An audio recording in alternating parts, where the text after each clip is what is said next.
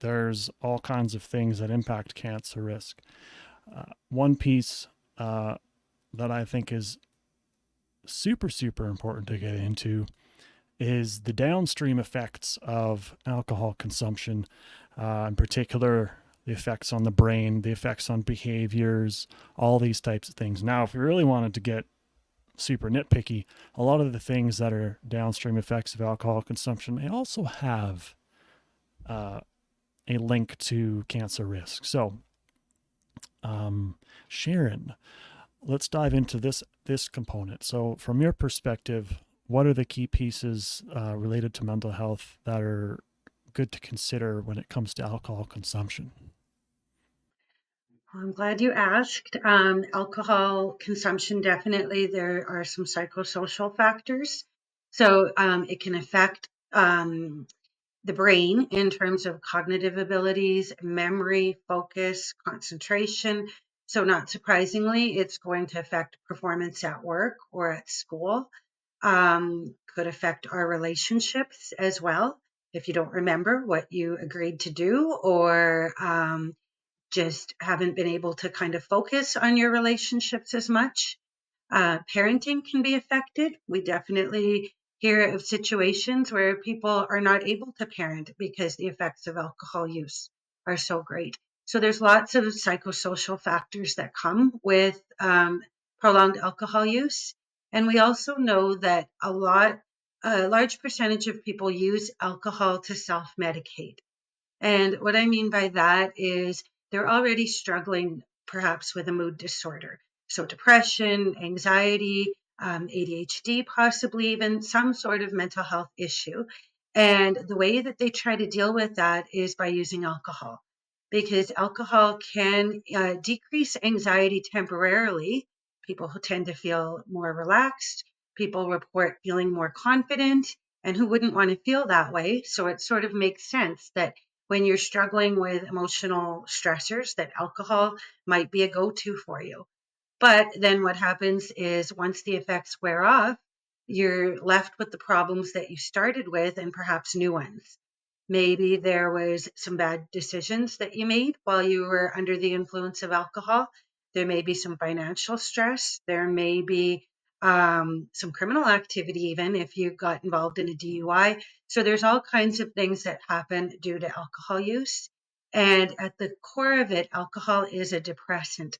So it's not going to make those feelings of low self esteem, shame, sadness go away. It may make them go away temporarily, but then you're dealing with bigger sorts of increased emotions, including perhaps, like I said before, some shame, some sadness, even some confusion about what happened when you were under the effects of alcohol. So all of that then turns into a vicious cycle where it's, I don't want to feel that way. I don't want to deal with the after effects of that behavior.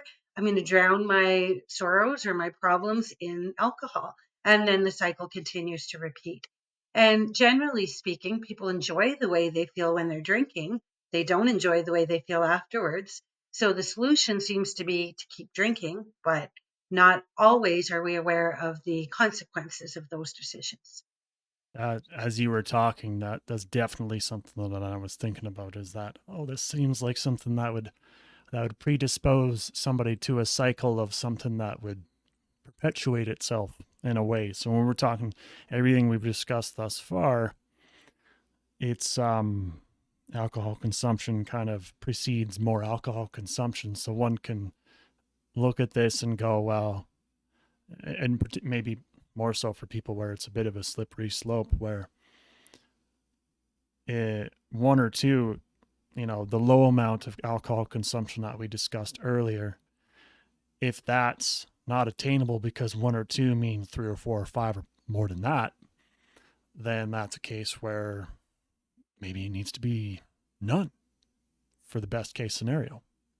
And I also think, alcohol is associated with a lot of social activities. So I mean, we all know that harder substances are not okay, but alcohol has been normalized in our society.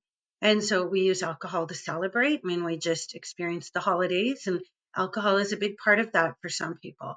So we use it to celebrate, we use it to commiserate, we use it to, how many times have we heard people say, I had a bad day, I need a drink, right? And it's just become part of our culture. And so I think it doesn't seem to feel like it's as big of a concern as maybe other substances, just because it has become just part of our society in some ways.